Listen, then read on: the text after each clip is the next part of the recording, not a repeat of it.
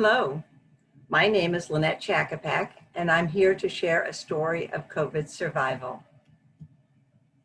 I live in Jacksonville, Florida, where I'm a wife, mother, grandmother, and the director of laboratories for the 3 hospitals that make up Ascension St. Vincent's Health System. Back in April, when Americans were asked if they knew someone who had died of the COVID virus, about 1 in 8 people said yes. I imagine that number is much higher today. But I can assure you that back in early March, as the pandemic was reaching Florida, I had no idea that I would come so close to losing a member of my family to the COVID virus.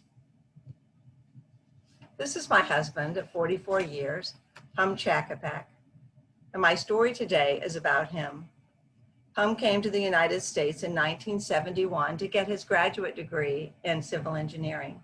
We were married in 1976 and have 2 wonderful adult sons and a beautiful grandson. My husband's COVID journey began about a month before his 70th birthday. In spite of getting older, he led a very active life. Hum was committed to his Fitbit, and he walked 10,000 steps every day. He still worked full-time as a civil engineer, building major bridges. And when the pandemic hit, he was just beginning to build this amazing fountain-shaped bridge in downtown Miami. The timeline of COVID virus here in Florida began on March 1st, when the first cases were confirmed in Tampa, Florida. By March 15th, there were 149 confirmed cases. And on Monday, March 16th, my husband got up as usual to catch his 6 a.m. flight from Jacksonville to Miami to begin his work week. He didn't own a mask yet, but the flight that morning was relatively empty, so he wasn't too concerned. By 8 a.m., he was at his construction office and was busy with meetings all day long. On Friday, March 20th, he woke up with symptoms of the COVID virus. Rather than driving home and risking spreading the virus to our family, Hum decided to self-quarantine in his Miami apartment. Although he had no shortness of breath, his cough and fever were getting worse. He decided to go to a drive-through testing location to get tested. By Saturday, March 28th, when they called with his positive result, he was so weak he could barely walk from one room to the other. He still didn't think he was experiencing shortness of breath, and he adamantly refused to go to an emergency room. The next morning, I jumped on the 6 a.m. flight to Miami with some PPE in my backpack, and I flew down and drove Hum back up to Jacksonville. He spent one night in our home, but on the morning of Monday, March 30th, his breathing seemed abnormal to me, and despite his arguments to the contrary, I drove him to the emergency room. A triage nurse met us at the door of our car and immediately whisked Hum away, and I was sent home to quarantine. Hum's condition was much worse than we could have imagined. The PA that called me from the emergency room told me that they had immediately intubated him and placed him on a ventilator. He was awaiting immediate transfer to the ICU. I assumed the PA thought he would calm my fears when he added, "Good news, 50% of ventilator patients are now surviving." I can assure you that knowing my husband had only a 50% chance of living was not reassuring. It was totally terrifying. I spent the next 2 weeks working from home, praying, and following Hum's numbers very closely. Initially, his treatment centered around calming his immune system to prevent more inflammation and damage to his lungs. They also focused on keeping his fluid intake very low to keep fluid from building up in his lungs, so that he could remain well oxygenated. As a laboratory professional, it was fairly easy for me to understand the tests that guided his care. His creatinine began to rise dangerously high as his kidneys suffered acute kidney injury from lack of water. His inflammatory markers like ferritin began to go down, which was great news, but his D-dimer level continued to climb. And after a week, he was admitted And a week after he was admitted to ICU, they found a DVT clot in his left leg, so they started him on heparin therapy. When his lungs began to hemorrhage, they felt it was likely caused by his heparin, so monitoring his PTTs and his hemoglobin levels became critical. As secondary bacterial infections set in, my ability to understand his bronchial culture results and his WBC counts was extremely helpful. All in all, I was certainly thankful for my laboratory background. Although I had pretty good understanding of blood gas results, I had a lot to learn about ventilator settings. 3 of the main numbers we followed were O2 saturation, FiO2, and PEEP. His care team's goal was to keep his oxygen saturation above 95% by adjusting his ventilator to deliver a set concentration of oxygen, which is called FiO2, at a set pressure, which is called PEEP. When my husband arrived in ICU, his FiO2 and PEEP settings had to be set at the maximum level, with FiO2 at 100% oxygen and his pressure setting, or PEEP, at 15. Unfortunately, very high concentrations of oxygen under high pressure are actually very damaging to the lungs. So the goal is to get those numbers down as soon as possible. I learned early on that in order to get off the ventilator alive, my husband needed his FiO2 to be weaned down from 100% to about 40%, and his PEEP pressure setting needed to come down from 15 to 5. Of course, the marshmallow candies called Peeps, shown here in this picture, had nothing to do with his care. But April 12th was Easter, and as I asked for prayers that Pum's PEEP would come down, our family and friends jokingly promised to eat lots of Peeps to help with his cause. I also had a lot to learn about the roles of sedation and paralytic drugs in the care of ventilator patients. From the moment that my husband was placed on the ventilator, he was very deeply sedated and frequently received paralytic drugs.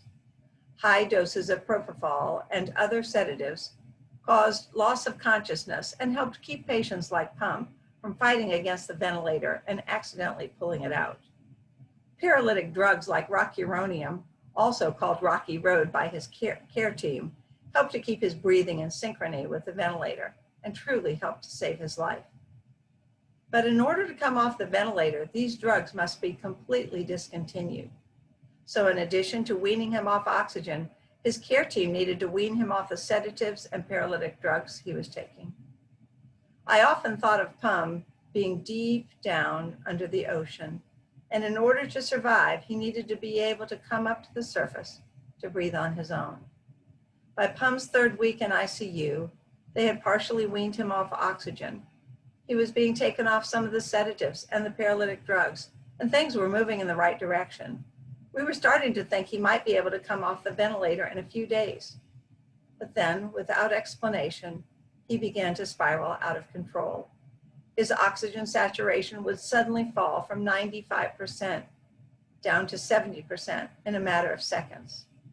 Only the quick work of his ICU care team saved him by quickly administering Rocky Road and getting his lungs back in synchrony with his ventilator. During this period, his doctor told me to gather our family together and to prepare for the worst. But miraculously, after 48 hours of very rocky roads, Pum started to stabilize. By now, it had been a month since Pum's symptoms first began. He needed 2 negative COVID PCR test results on 2 consecutive days in order to be moved into a regular ICU bed and out of the COVID ICU. On April 20th, he tested negative for a 2nd time, and he was moved out of the COVID ICU. At last, I was able to be by his side. As a COVID patient, he'd only been able to have portable x-rays, but once he was released from COVID ICU, he was rushed to imaging for a CT scan of his head to rule out a stroke, and a CT of his chest to see how his lungs were doing. Fortunately, he had not had a stroke, but the radiologist discovered that he'd had a major pleural effusion, and there were 1,500 milliliters of pleural fluid built up in the sac surrounding his lungs. Once that fluid had been drained out, his respiratory numbers all improved drastically.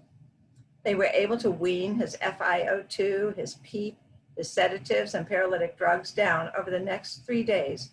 And on April 23rd, after 25 days being unconscious on a ventilator, he was extubated and finally woke up. At our hospitals, every extubation is celebrated over the loudspeaker by playing either the Beatles song, Here Comes the Sun, or the theme from Rocky's song. In Pum's case, it was Here Comes the Sun, and his doctors, nurses, respiratory therapists, and I all cried with joy. Although Pum would still spend 3 more weeks in ICU, it was truly a day to celebrate. Pum had survived being on a ventilator longer than any other patient cared for by our health system. Even his ICU doctors called him a miracle. About 3 days after I left Pum off at the emergency room, I started sharing his story on Facebook.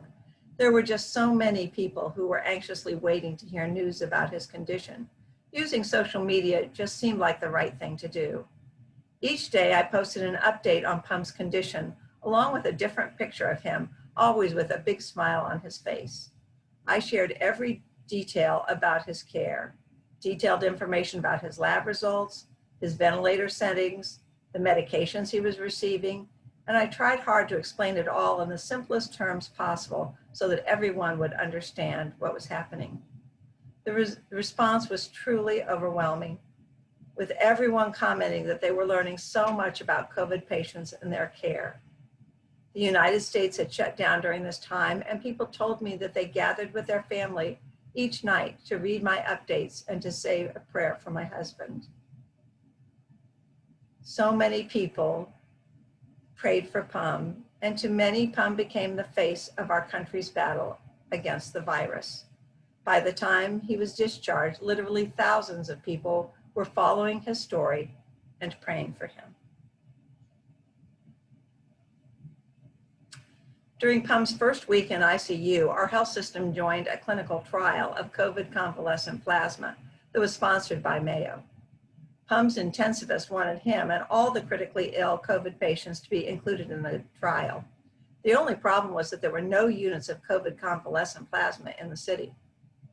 My Facebook posting about COVID convalescent plasma was seen by the friend of a friend who put me in touch with our very first COVID convalescent plasma donor, who I will call JB. JB and his best friend had caught the COVID virus the very first week of March, and his friend had died of the COVID virus. JB was looking for some way to help other critically ill patients who had COVID. When I asked him if he'd be a plasma donor, he was so anxious to help. Within a matter of 48 hours, we had plasma donors for Pum and every critically ill patient in our ICUs. Like other laboratories around the US, my lab struggled to get COVID testing started.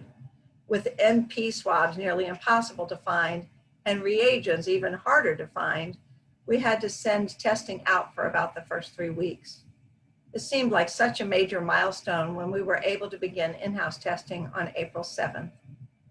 Today, thanks to the option of running COVID testing on any of 4 different analyzers, we're able to run approximately 600 samples a day, with stat turnaround times no longer than 60 minutes and no results taking longer than 24 to 36 hours. I couldn't be more proud of our labs teams across all 3 of our hospitals.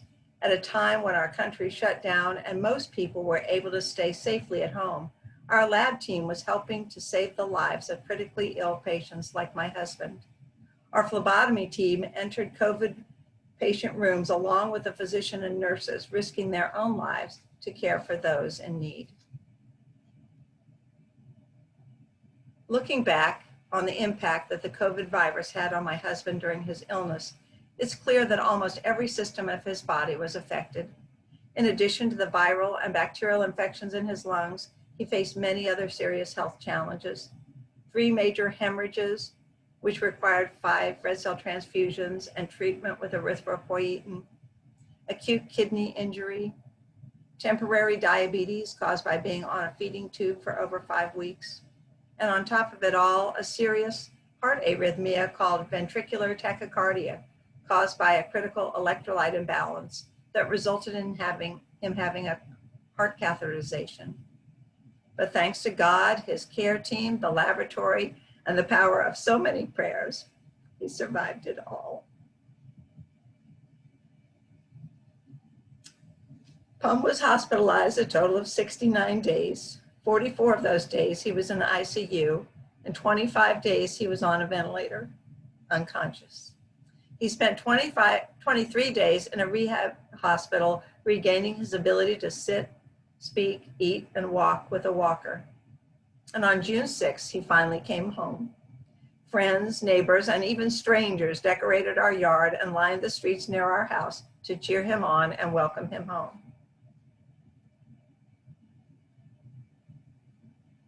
Here's Pum posing with some of the hundreds of cards and letters he received during his COVID journey. He's gone to physical therapy 3 times a week since his release from the hospital 2 months ago. His lungs are doing great, and he's able to walk 10,000 steps a day again. In fact, yesterday he walked 13,000 steps. In closing, my words of advice to anyone with a critically ill loved one in ICU is to stay on top of what is happening. Many different doctors could be involved in caring for your family member. Your involvement can make an important difference. Know what lab tests the doctors are ordering and why. Keep track of the results of those tests and understand the treatment decisions being made based on those results. Pum's care team loved that I had his picture and a story about his life posted outside his door, so they felt they knew the real person that they were working so hard to save. My final piece of advice is to not give up hope. Miracles certainly do happen. I thank you all for allowing me to share Pum's story with you, and I'm wondering if any of you have some questions that I can answer.